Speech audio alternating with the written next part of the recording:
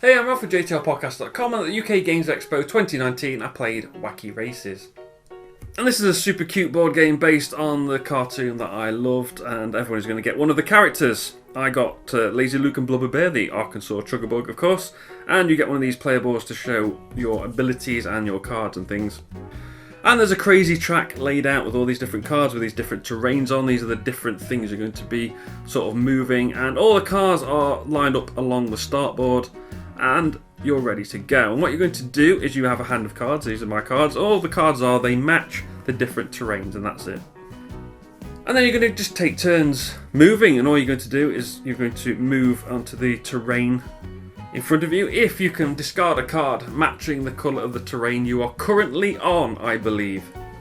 Yes, it's the location you're currently on. So if your car is currently in a forest space, you need to discard a forest card to move forward one space. Now the first time you move, the first space you move, you can discard any colour card. So you're always going to move one space. But after that, you then need to discard a card for the terrain you're on. So you need to sort of plan ahead. If there are two cars in the space in front of you, because you have the tile in the middle, and you have the two cars either side, you would just jump straight over them. So you can plan your turn ahead just like that.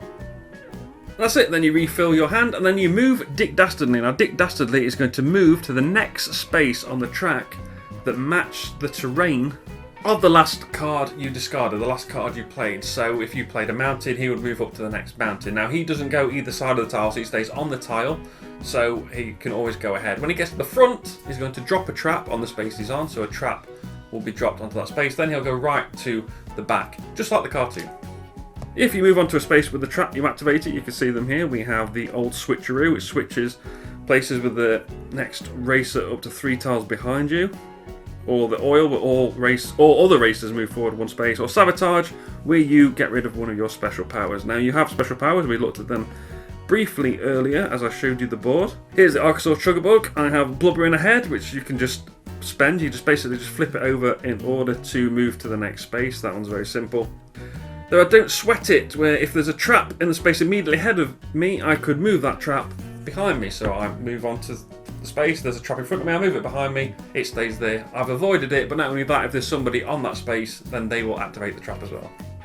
Yeehaw will cancel a bridge or oil trap. Now these traps that cancel traps are based on the car, so they all do different things depending on what they're good at doing in the cartoon. So the Red Max, for example, because it's a plane, it can fly, so it can jump buildings and stuff, or jump bridges, broken bridges and things.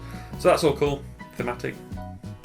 And then finally, the banjo melody, you can just discard 3 cards and draw that number of cards. Obviously, how do you win? Well, you cross the finish line first, just like any good race. Dick Dastardly cannot win. And he shouldn't, because he's a cheat. So yeah, it's a really good game. If you like the cartoon, then I think you're going to really like this because of the nostalgia. The game isn't great. Let's admit that the game isn't great. You're just playing cards and discarding them and kind of screwing around with your opponents a little bit, trying to avoid traps, moving traps, and just trying to win the race. All the cards are in the race as well. So if you're playing with the minimum amount of players or the maximum amount of players, all the cards are going to get used. Once everybody's taken a turn, they will move via a flip from the top of the deck, which is cool, which is always good to see.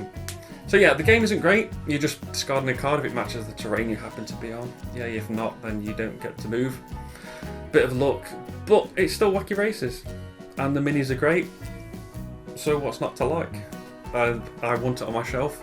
I wish I bought the deluxe edition with the painted cars, because that looked great, but it was expensive and I didn't know how good the game was going to be. It's not that good, but it is fun. And that's the important thing. I did have a lot of fun playing it. Some of that is nostalgia for the cartoon, which I still love and I still watch if it happens to be on telly. But I didn't really want to spend, what was it, £80–90 with shipping. But £30 to get a nice Wacky Races game on my shelf. It's definitely something I'm going to consider.